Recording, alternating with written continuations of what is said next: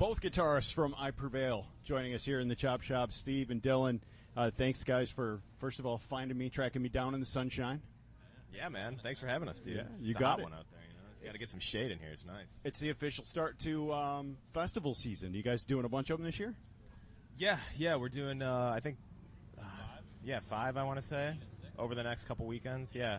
Routing some headliners in there in between and stuff, but yeah, got 2 down now after today, so it's fun. Yeah, I was going to ask you about that. How difficult is it to get your headlining gigs in sort of around the festivals? To be perfectly honest, man, it's pretty easy for us. We just get on the bus and go.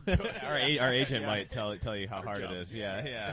Or when we get the question, why are we playing? Why are we playing here? Why are we playing there? Oh yeah, we're just got to connect the dots. So you can see some cool places that you wouldn't otherwise see. You know. Yeah, and you get to play at 10:30 on one night, and then the next day you're playing at like 1:15 in the afternoon. Yeah, who needs a routine? You know, it's totally overrated.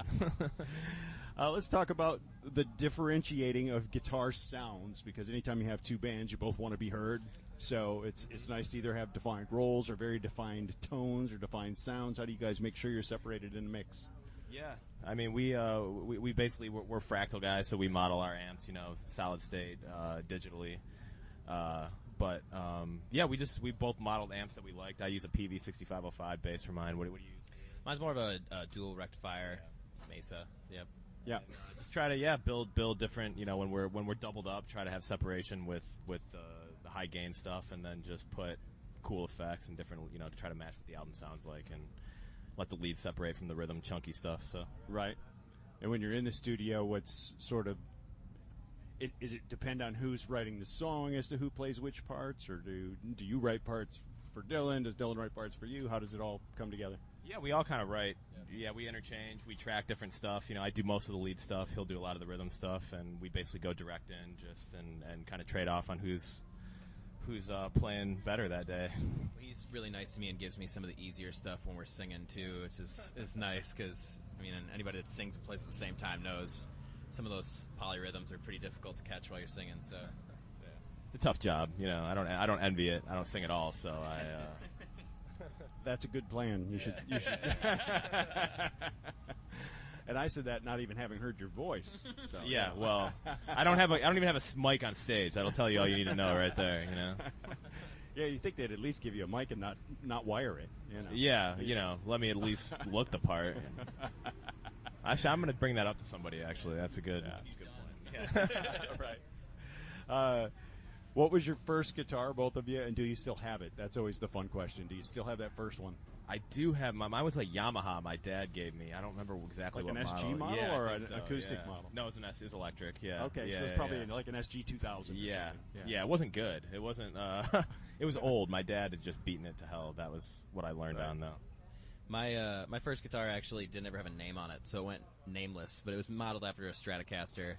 I remember my parents saved up and they bought it for me. Didn't give me an amp or anything, and they were like, "Just learn on this electric, and then once you know a couple songs, we'll get you an amp." And like 2 years later, they got me some shitty little 5 or 15 watt Gorilla amp. So right. I still do have it. I had actually at my graduation party. After you graduate, I had everyone sign it, so I still have it in my closet. Doesn't work. That's pretty cool though that you still have it. Yeah, you got to keep them. You'd be surprised how many don't. I don't have my first guitar. Really? Oh, really? What was yours? Charvel. Okay. Kind of the Strat body, the Charvel. Strat body, yeah. Bright red. But couldn't begin to tell you where. Let's see. Well, you got to be getting close to writing material again, right? The last album was almost over a year ago.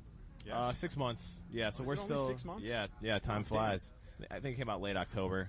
Okay. So we've just been touring a lot, and we'll probably ride this cycle for another, year or whatever. Right. But we're always kicking around ideas and stuff, and I can tell definitely some of us are starting to really itch to start writing again, for real. So, it's going to be a total, kind of up in the air as to when we really decide to bunker down and go for the next full length. Right. But yeah.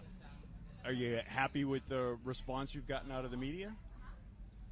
I mean, I am. As far as like when you put out a product and you see all the guys put everything they have into it, it feels good to sit back and be like, okay, we are getting good response from it. It's starting to open doors that we didn't have when we just had the EP. Sample complete. Ready to continue?